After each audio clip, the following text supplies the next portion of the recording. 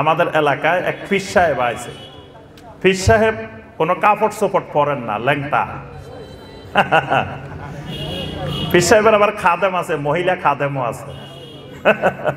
পীর সাহেব ল্যাংটা হয়ে শুই থাকে, কোনো সলাৎ নাই, কিচ্ছু নাই। হাজার হাজার লোক আসতেছে তার থেকে দোয়া নেওয়ার জন্য।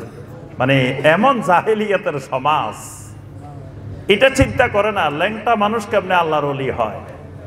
কারণ আল্লাহর ওলি কখনো শরীয়তের একটা বিধানও লঙ্ঘন করতে পারে। তো এই লোকের কাছে ফরজে নাই, সলাতে নাই, কোনো ইবাদতে নাই, তো আল্লাহর ওলি হইল কেমনে? তা আমি জিজ্ঞাসা করলাম, বাইরে তো তোমাদের এই আল্লাহর ওলি দেখি কাপড় চোপড়ও পরে না, নামাজও পড়ে না, তা এমনি আল্লাহর ওলি হইল কেমনে? কয় এটা বুঝতে হইলে আপনি মারফতের স্কুলে ভর্তি হইতে হইব। এটা বুঝতে হলে ওই শরীয়তের মধ্যে থাকি আপনি এটা বুঝবেন না। এটা বুঝতে হলে মারফতের স্কুলে ভর্তি হওয়া লাগবে। তো মারফতের স্কুলে ভর্তি হইলে প্রথমে আপনি থাকবেন শরীয়তে, এরপরে আসবেন মারফতে, এরপরে আসবেন তরিকতে, এরপরে আসবেন আপনি হাকিকতে।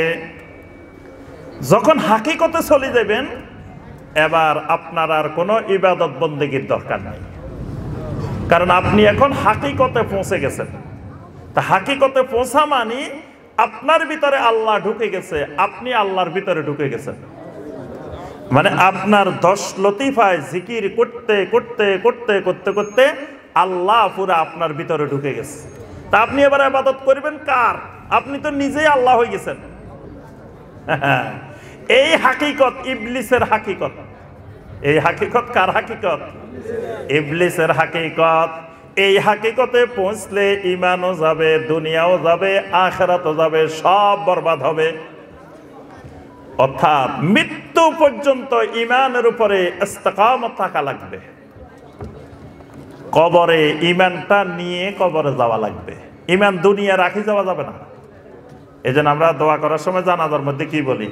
আল্লাহুম্মা মান আহিয়াইতাহু মিন্না ফাআহইহি আলাল ইসলাম ওয়া মান তাওয়াফাইতাহু মিন্না ফাতাওয়াফাহু আলাল ঈমান।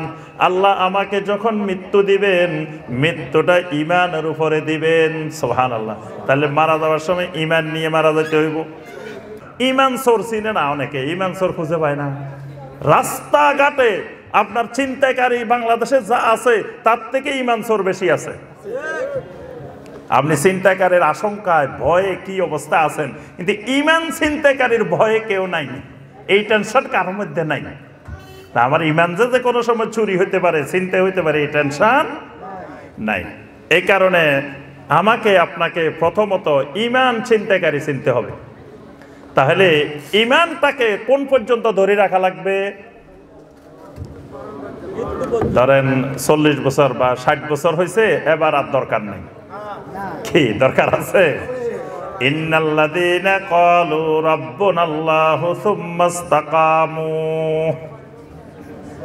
ঈমান আনার পরে মৃত্যু পর্যন্ত ঈমানের উপরে ইস্তিকামত থাকা লাগবে।